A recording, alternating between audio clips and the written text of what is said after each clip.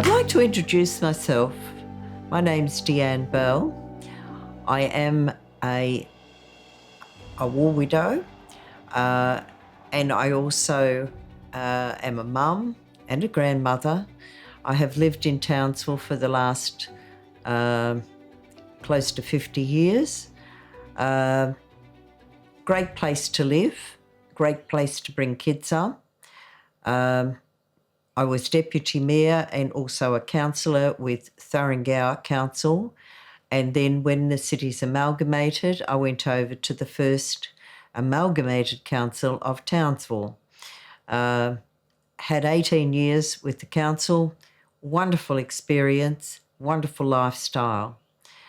And my children have all been brought up here and educated here too. It's great place to live, and I hope that a lot more people will stay in Townsville after they've finished their army service, because it is a great place to bring your kids up. Okay, let's start from the beginning. In July 1966, my girlfriend, who was a bit of a character, decided that her and her boyfriend would invite her two girlfriends and his two mates on a blind date, and the six of us would go out together. So I had a pretty good social life because I was involved with the Young Anglican Fellowship group, and we had a lot of fun times with both sexes. It was a great group. Long story short, I'm at the top of my girlfriend's driveway. It's about, 30 metres down to the bottom, and I could see these two chaps aside her boyfriend. And I said, I'm going to marry him. And I pointed to my future husband. She said, rubbish. I said, no, I'm telling you, I'm going to marry you. So anyway, we got together that day, and we ended up, we lived in Pascoe Vale South, which is about 13 k's north of Melbourne. And the boys decided that they were going to Paul's parents, who they lived at Portsea. His father was in a trainer at Portsea OCS College. So we drove down to Portsea, had a lovely day. You can imagine his mother just about died when 6 people walked through the door, but luckily enough we'd brought dinner with us, so she wasn't so put out, because she also had 4 other kids at home. And so we had a lovely day, and we left around about 9 o'clock that night and drove back to Melbourne.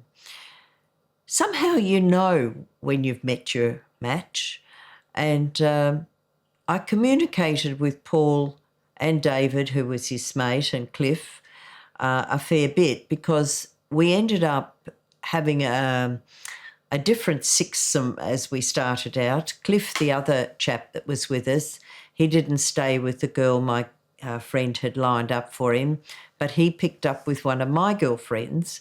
So we used to all go out to dances and things together, because back in the day, quite often the boys had to wear uniform.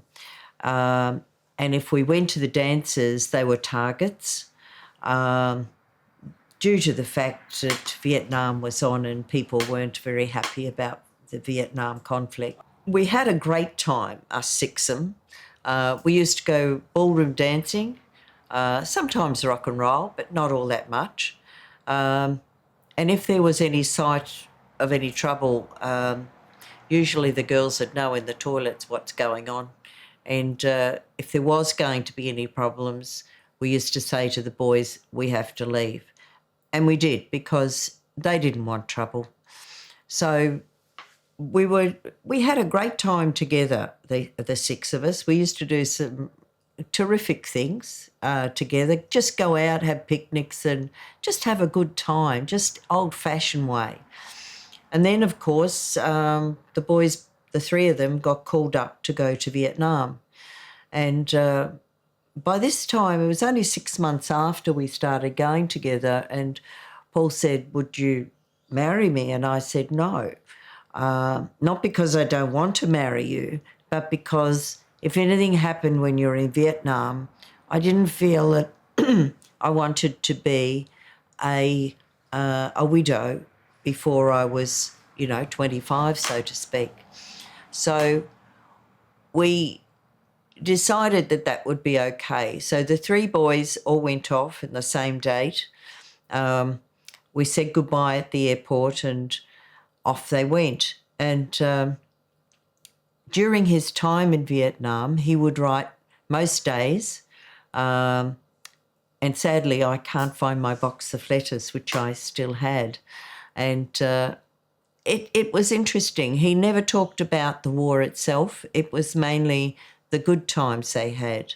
So when I say good times, about the food and how the Americans, they'd swap food with the Americans to get some decent food, as they used to call it. And the Americans were only too happy to eat their bully beef and whatever else they had in ration packs. Even Mr. Whippy used to say was out in the field. Not impressed with Mr. Whippy. You're in the middle of a conflict and here's Mr. Whippy. But anyway, those were the days. And he never talked, even when he came home and his mates. They never talked about the war and what they did or didn't do. During the time they were over there, they got R&R after 6 months, and Paul chose to go to Singapore. And I was pleased he did, because he bought a lovely Canon, a Yashica camera, and he bought me another small camera and a tape player, of all things.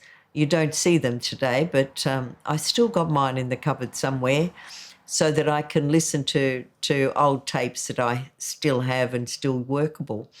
But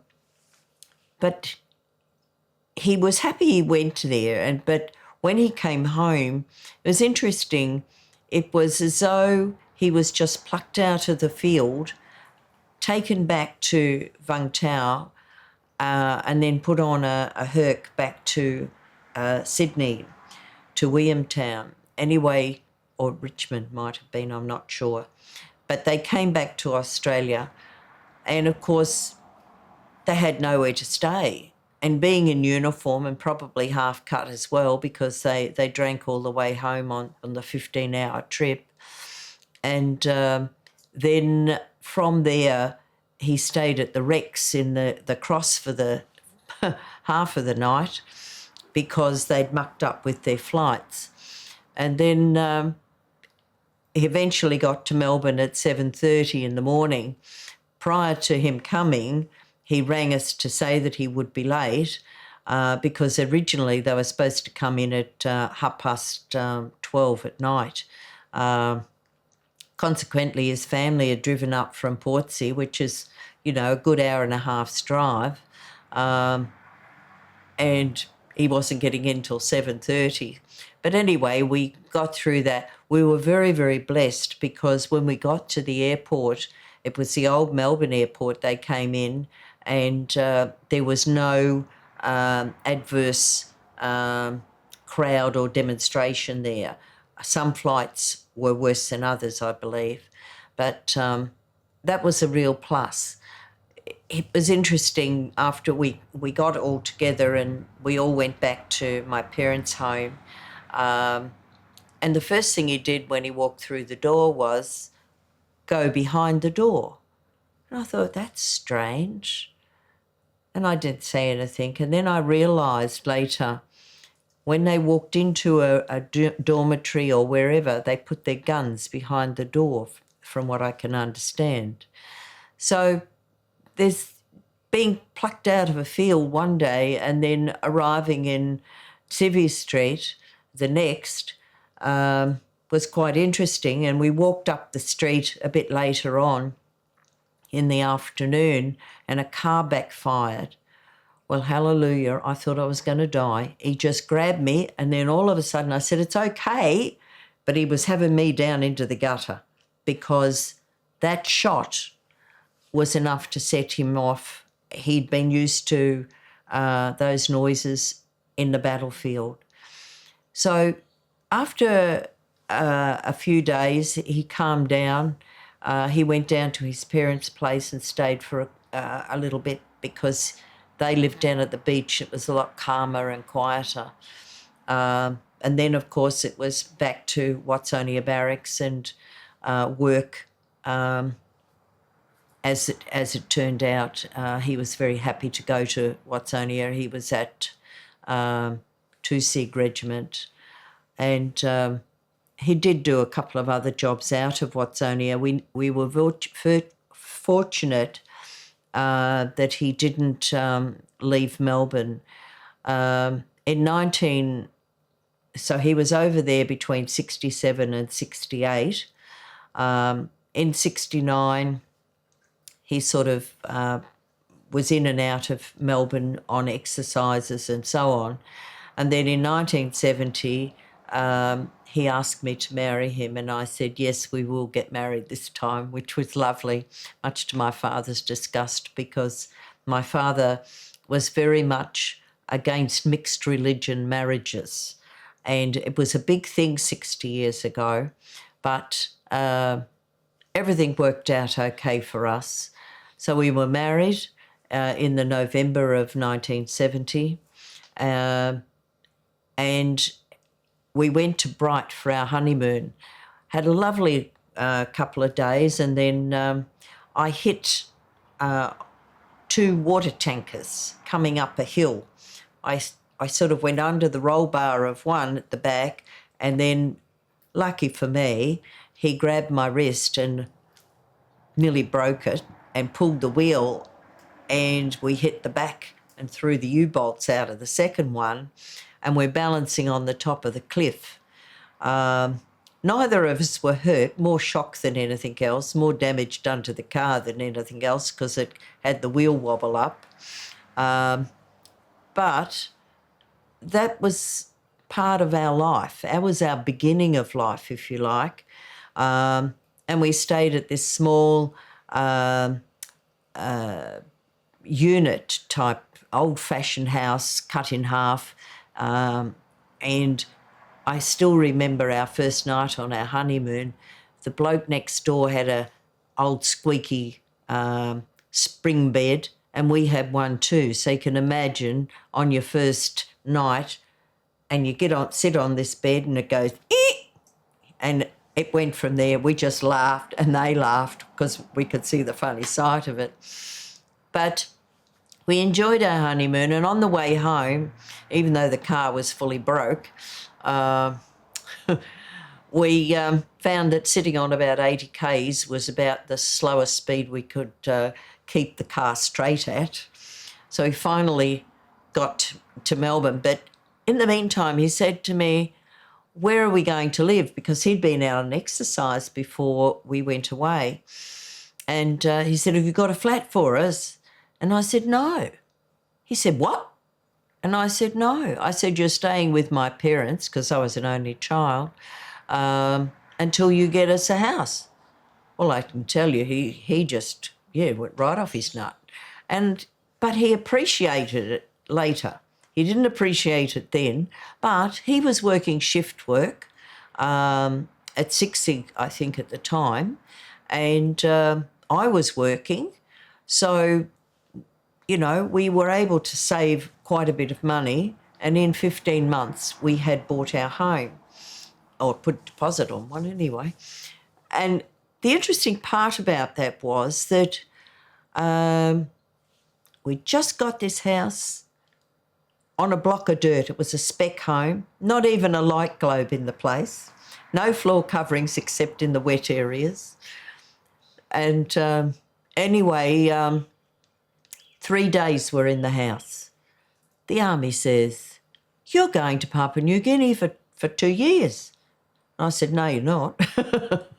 Now, who am I to say? So he went to work, and they said, oh, all right, then we'll see what we can do for you.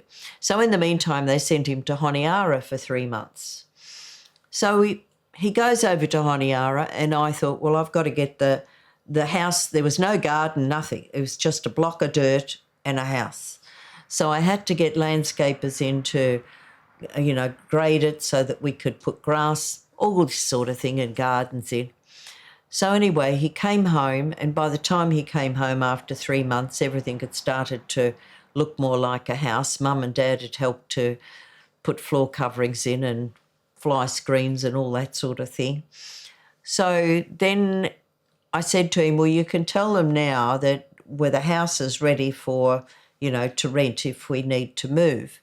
So we were moved out the following February, I think it was, to Port Moresby. And we had a really interesting time in Port Moresby. It was a completely different lifestyle from the Melbourne life we had sort of had for the previous couple of years. We were in Port Moresby for 2 years, and our first son was conceived there. We came back to Melbourne for 3 years, and we couldn't stand it. The weather, everything, it was just far too cold. In the meantime, I was having another baby, and the Army in its wisdom said, well, you're going to Meekatharra. There was some big exercise over in Western Australia. So he went to Western Australia, and his daughter was born while he was away. And back then, the only way we could communicate was by Army radio. So you had to ring the base, tell them the news, and it would be broadcast to where he was in Western Australia. So he was thrilled to bits that he'd had this girl, and I'd called her Amber. And he said, why did you call her Amber? I said, well, you drink a pretty good drop of it. I thought you might like to. And she's got red hair too, so that was the end of that. And, oh, that sounds all right, he said. So off we went again, this time to Townsville. We loved it, the lifestyle up here. At first, it was very hard. We were all lumped or clumped into married quarters in Vincent and Heatley, and the wives were not encouraged at all to get work, because a lot of businesses would not employ Army wives because we were only going to be here for 2 years. And as time was getting on, it was about 1981, they mooted that Paul would be transferred back to Melbourne to get his WO rank. And he said, very politely, he said, you can shove it, I'm not leaving Townsville. So he did a little bit of, what do they call it, the Army Reserve. So he did that for a short time, and he enjoyed doing that. And then our third child, Adrian, was born in 82, and by that time we'd moved out of the Army House into Civvy Street in Condon, which is not very far out of from Kerwin and the major area now. It was a great little place. So that was fine. The kids were all settled in preschool and school and a baby, so it was a great little place to start our life together again. And he couldn't get a job for a while because back in the day he couldn't get a job because his qualifications were not recognised by civilians. So he eventually, I saw a job advertised for the Department of Communications.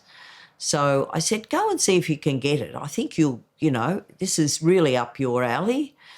So he did that. And then one day they sent him home with a 3-inch folder and said, you need to go to Brisbane on Monday. This is Friday, mind you. Need to go to Brisbane on Monday and set the exams for engineers.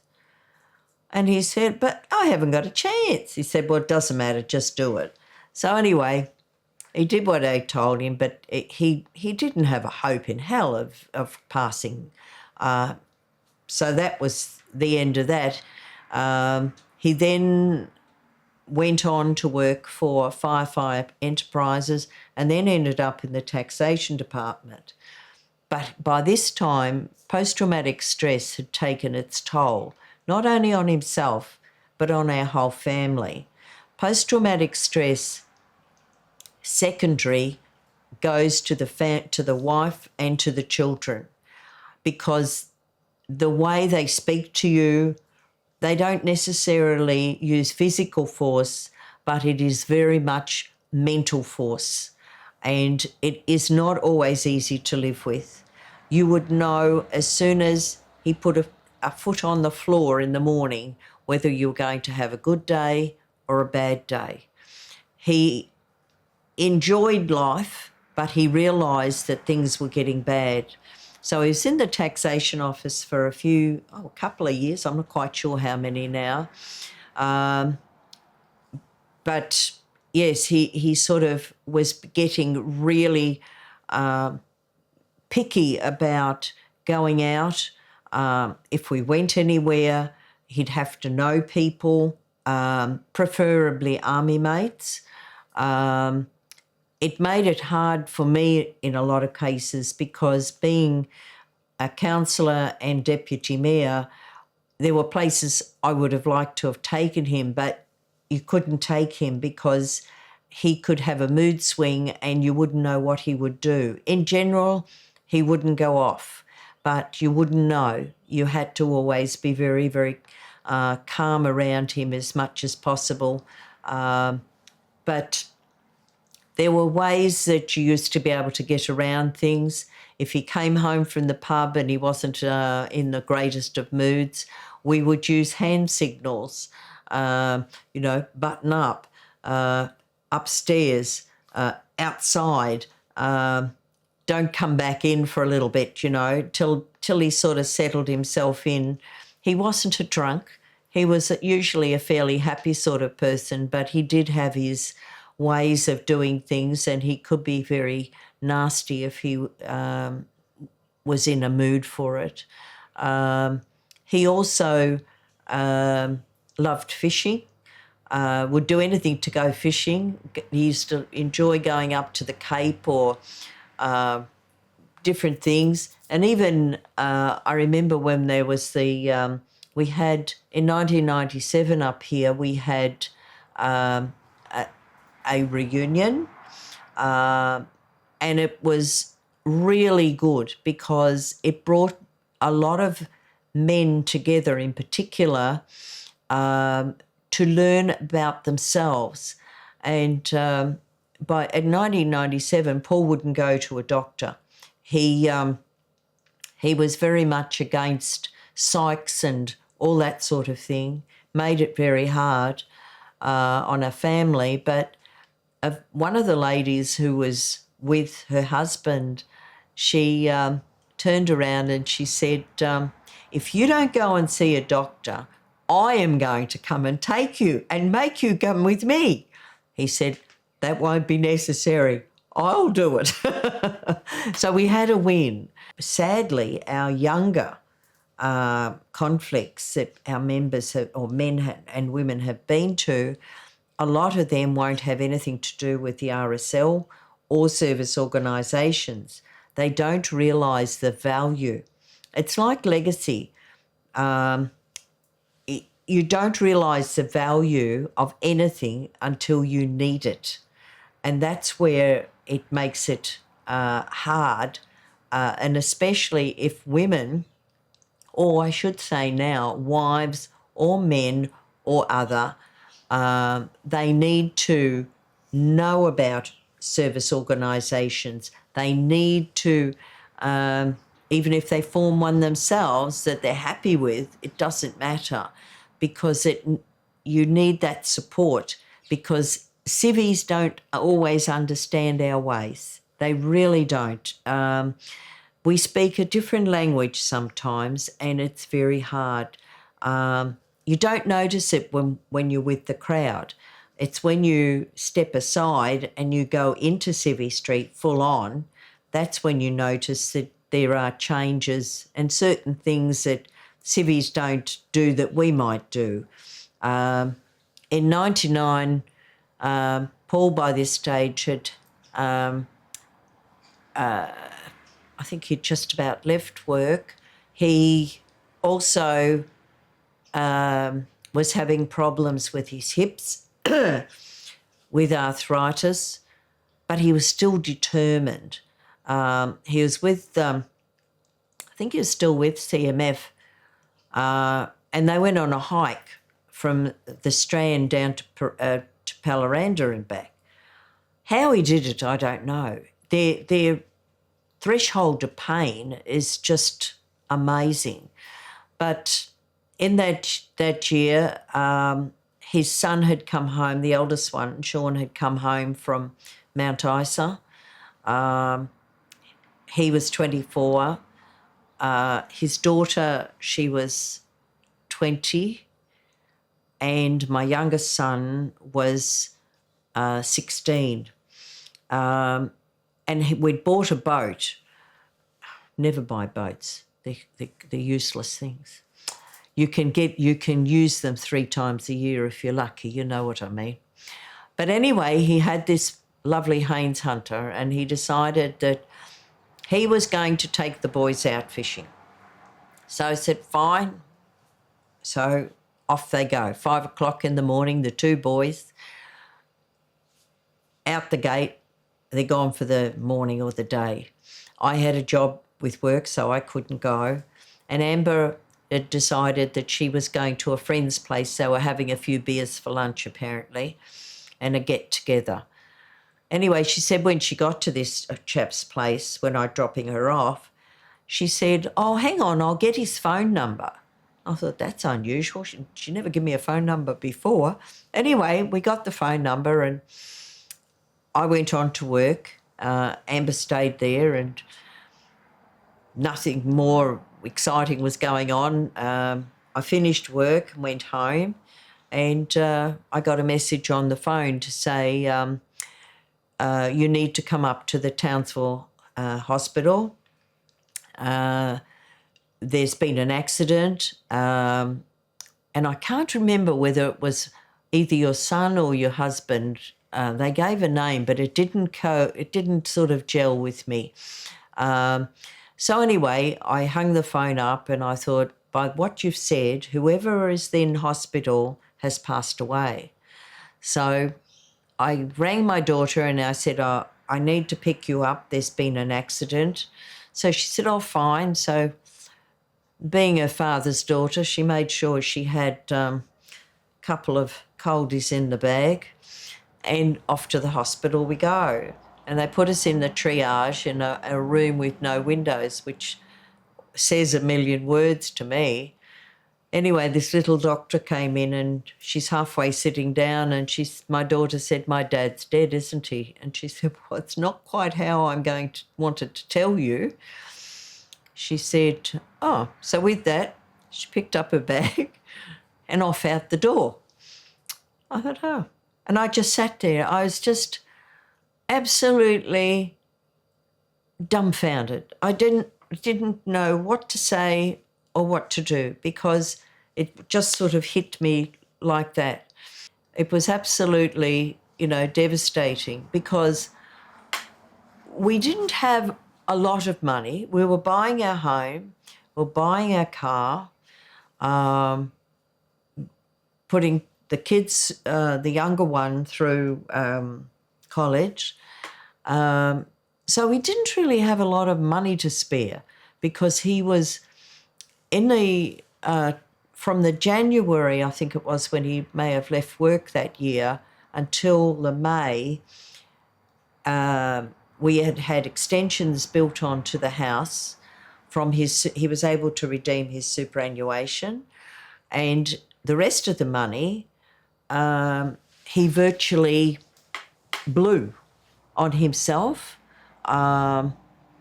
It was unreal. I said, you've got to have your own account and you use whatever you want. So when he passed, he had about $17 in the bank. Personally, I had some money, but he didn't. And the story then is I came home and I had to ring, as you do, the undertaker, the this, the that, and to sort everything out, which I did. And I had one of his mates came around that afternoon. He bought a bottle of port and we made a good job of the port. Not that I'm a drinker, but I can tell you I just wasn't calm. I just didn't know what was going to happen next. But we were fortunate because the people that I'd rung, one of them was involved with DVA and he was an advocate back in the day. So he brought me the beginning of the paperwork for applying for War Widow. But I couldn't do that because he hadn't completed his paperwork for his gold card and for TPI. So I had, during the next 6 months, I'd started off with 14 pages of paperwork and I ended up with a folder like this. And eventually they said to me at DVA, you're required to go down to I think it's the AAT or whatever in Brisbane. You need to go to court. And I said, quite happy to do that. She said, well, it's going to cost 800 and something odd dollars because it was midweek flight. And there's no discounts, And if you win, we pay. If they win, you pay. And I thought, well, $800 is not a great deal. Well, it is a great deal when you don't have it, but it's not a lot of money. So I decided to take the risk. So I won. I was on the ground an hour and a half in Brisbane that afternoon, and they said, the barrister rang me and he said, you've won. You can go home now. I thought, oh, come all this way and I can go home now.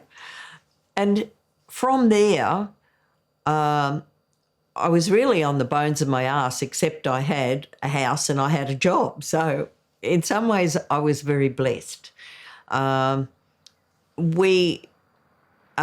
son, the youngest one, he was going on a school camp and they needed, I think it was $800 or something of that nature to go on this camp and pay for airfares and all the rest of it. And I said, well, because I'd said he could go, and but I wasn't expecting to pay for a funeral as well, if you can appreciate that. So that's where Legacy came in. Legacy came and they said, do you need anything? Do you want anything? Can we help you? They were really, really helpful to me in as much as they were able to give me back in the day a loan, which I was able to pay back at a small amount that I could afford every payday, which worked out well. Without that, my son would have been not only lost his dad, but he would have been, oh, everybody else in the class is going and I'm not, So it would have been very hard to accept for him after what he'd gone through, because he, when his father died, the sad part was he'd come off the boat to go down the beach to go to the toilet. In doing that, at some stage, he'd had a brain hemorrhage. And the boys were left on the boat, but the tide was going out. So time was getting short, and it was funny that their dad didn't come back. So the youngest fellow jumped overboard and went down the beach and searched for Dad. He found him, and he wasn't in much of a condition. He couldn't move him at all because he was 100 and maybe 120 plus kilo. So anyway, he raced back to the boat and asked his brother to ring the Coast Guard or let everyone know that they needed help. The Coast Guard couldn't get out there because of the tide going out. So they brought in a helicopter eventually, which was 3 hours later. But in the meantime, they put a hoochie over him just to try and keep the sun off him. But he was virtually brain dead, and he was still alive, but he was gone. They said, well, what do you want to do? And they virtually had to say to the paramedics, well, let him go, because he wouldn't want to be a vegetable in a hospital. And these sort of things take their toll on your family.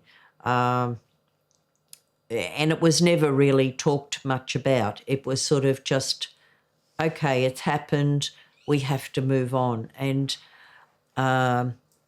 there wasn't the counselling or anything much back in those days, but there was help in other ways. So I was very grateful. It's the little things that matter in life. It's not the big things. When you need a hand, you need a hand. And I was able to get that. After Paul died, I was in Lions, which is an amazing community group. And you meet a lot of really nice people. And I met a chap who'd been in a similar situation to myself. He had lost his wife 3 years before I'd lost Paul. And I had to make a choice. This person was similar to me, or gave me similar feelings as to when I first met my husband. I knew this man was right for me and right for my family. We didn't go out on a regular basis for 2 years. We sort of went out, if you can appreciate. And I said to him I would never marry again, and he accepted that. But it was just, we had this very beautiful relationship. We ended up moving in together. And I would suggest to anyone, don't live for the dead. Get out there and live for the living. You've got to be careful, though, if it depends on your circumstances. You can't just pick up with any Tom, Dick and Harry. You need to be careful, but guarded, because you've also got to consider your own children. And fortunately, my children and even my late husband's family liked my new partner, which was a blessing. And we had 17 beautiful years together, and he also passed away. But, you know, you don't ever give up in life. The important thing is, when you're with a person with post-traumatic stress, do not sit at home and lock yourself in the house. You must get out, either join something like Lions, or whether it's the men's shed, or for women, craft of some sort, or another organisation that sometimes two of you can go to, but you're still, you know, got that flexibility to get out. Or whether you go to work, you've got to have that break from them, because if you don't have that break, you get drawn into their ways, and secondary PTSD is not easy to get through.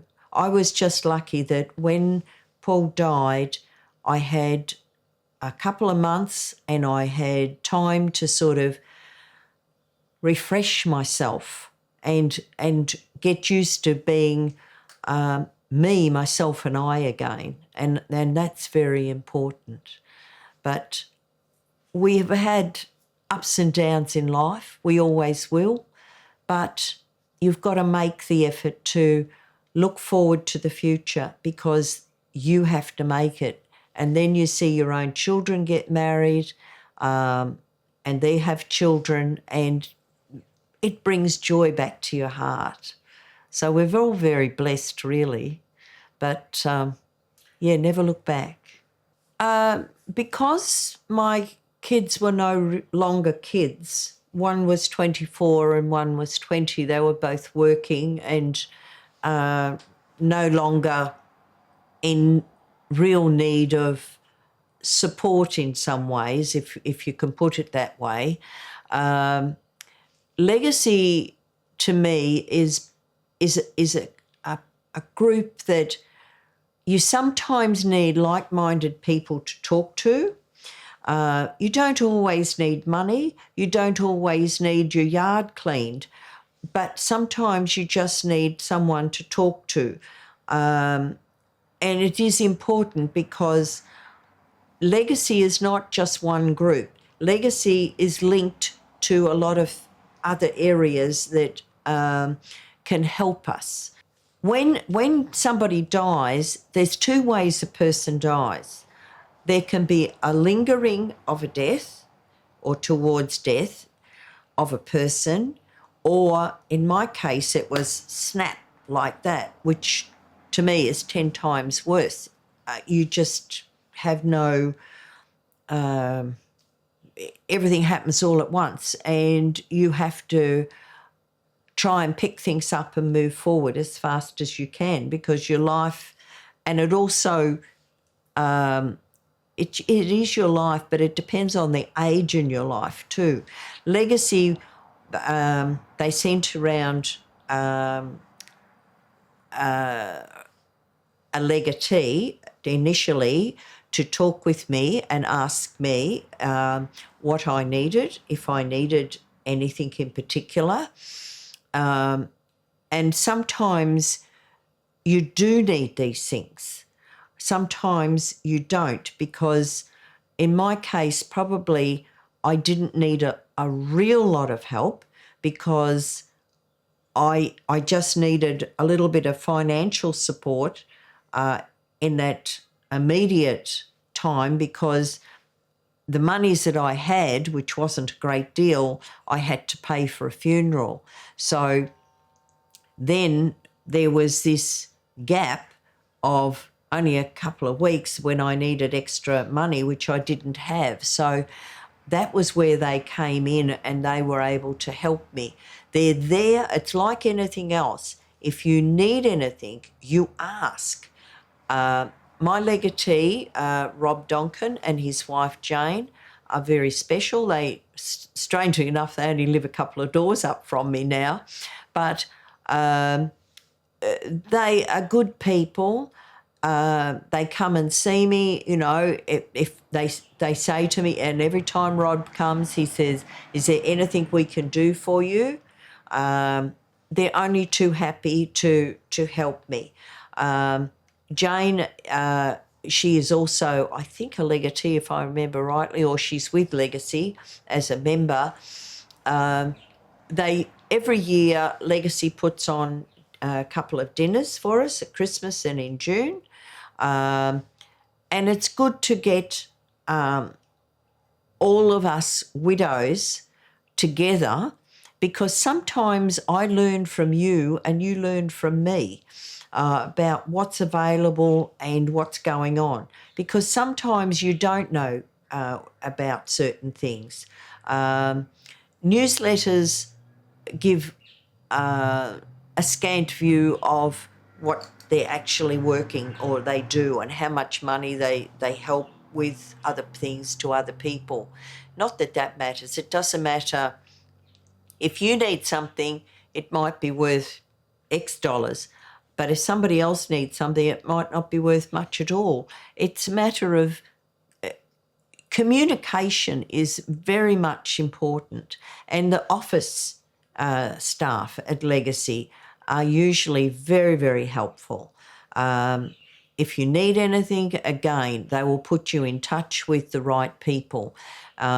Legacy also give us a Christmas present and a birthday gift.